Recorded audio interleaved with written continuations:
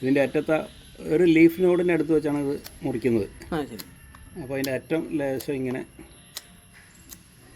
ഒന്ന് ചിരണ്ടിക്കളയും. ഈ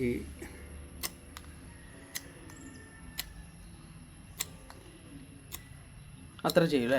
ഇത്ര ചെയ്യും. ഞാൻ അങ്ങനെ ഒരു ട്രയൽ ആൻഡ് എറർ മെത്തേഡാണ്. ഇതൊന്നും എനിക്ക് അത്ര ഉറപ്പുള്ള കാര്യമല്ല. അപ്പോൾ ഇത് എന്താ സാറേ അതിൻ്റെ ഇത് റൂട്ടിംഗ് ഹോർമോണൊന്നും അല്ല. ഇത് ഞാൻ ഇത് നമ്മുടെ ചിരട്ട കരിച്ച് അത് പേസ്റ്റ് രൂപത്തിലാക്കിയിട്ട് കലക്കിയതാണിത്.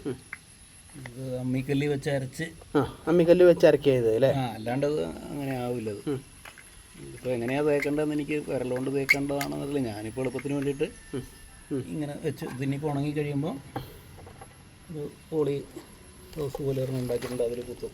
കുറച്ച് മണലെന്ന് പറഞ്ഞാൽ മണൽ കൂടിയ പാടത്തു നിന്നുള്ള എൻ്റെ തോട്ടത്തിൽ നിന്നുള്ള മണലും മണ്ണും കൂടെ ചേർന്നത് എടുത്തു. അതിനകത്ത് ലേശം ആട്ടുംകാട്ടം പൊടിച്ചതും ഇച്ചിരി എല്ലുപൊടിയും ഇച്ചിരി വേപ്പും മണ്ണാക്കും ആയിട്ട് മിക്സ് ചെയ്ത് വെച്ചതാണിത്.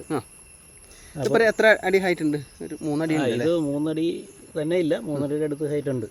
ഓക്കെ. ഇത് എങ്ങനെയാണ് കുത്തി വെക്കുക സാറേ?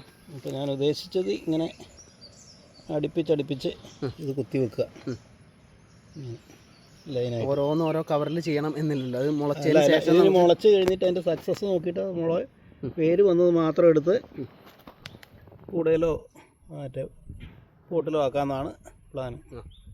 ഇത് നമ്മൾ 40 ദിവസം മുമ്പ് ഈ ബോഗൺവില്ല പ്രൂൺ ചെയ്തപ്പോൾ അവിടെ നിന്ന് കിട്ടിയ കമ്പുകൾ ഇതുപോലെ മുളപ്പിക്കാനായിട്ട് ഇതിനകത്ത് വെച്ചതാണ്.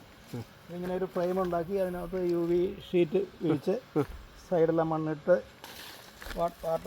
എയർ ടൈറ്റ് അല്ല എന്നാലും ഇങ്ങനെ ആക്കി വെച്ചതാണ്. അതിനകത്തൊന്ന് നനച്ച് കൊടുത്തു. എന്നിട്ട് 40 ദിവസം മുമ്പ് കട്ട് ചെയ്തല്ലേ? പ്രൂൺ ചെയ്തപ്പോൾ അതിൻ്റെ സ്റ്റെമ്മുകളൊക്കെ എടുത്ത് അങ്ങനെ പ്രൊപ്പഗേഷൻ ചെയ്ത് ചിരട്ടക്കരിയുടെ പേസ്റ്റൊക്കെ തേച്ച് വെച്ചതാണ്. ഇപ്പോൾ കണ്ടോ ഇതിനകത്ത് തലയിടാൻ പറ്റില്ല, ചൂട് ആവി വരുന്നുണ്ടല്ലേ അതിനകത്തുനിന്ന്. ഇതാണ് കൽക്കട്ടയിൽ നിന്ന് വാങ്ങിയത്, കൽക്കട്ട വെറൈറ്റി.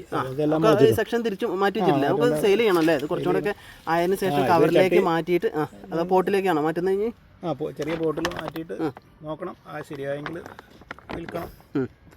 ന്യൂ വെറൈറ്റീസ് ഉണ്ട്, കുറച്ചൊക്കെ കോമൺ വെറൈറ്റീസ് ഒക്കെ ഈ സെക്ഷൻ തിരിച്ചിങ്ങനെ അടയാളപ്പെടുത്തിയിട്ടുണ്ടല്ലോ അല്ലേ? ഇതിനകത്ത് ഇടയ്ക്ക് ഒന്ന് സാഫ് സ്പ്രേ ചെയ്യണം, അല്ലെങ്കിൽ ഈ ഹ്യൂമിഡിറ്റി നിന്നിട്ട് അവസാനം ഫംഗൽ കയറി പോകാനുള്ള സാധ്യതയുണ്ട്. ഞാൻ 1-2 പ്രാവശ്യം സാഫ് സ്പ്രേ ചെയ്തിരുന്നു. ഇടയ്ക്ക് വല്ലാണ്ട് ഡ്രൈ ആകുമ്പോൾ ഇടയ്ക്കൊന്ന് വെള്ളം സ്പ്രേ ചെയ്ത് കൊടുക്കുക. അത് ഒരു 5-6 ദിവസം കൂടുമ്പോഴൊക്കെ മതി, അതിനകത്ത് വെള്ളം അങ്ങനെ പോവില്ല.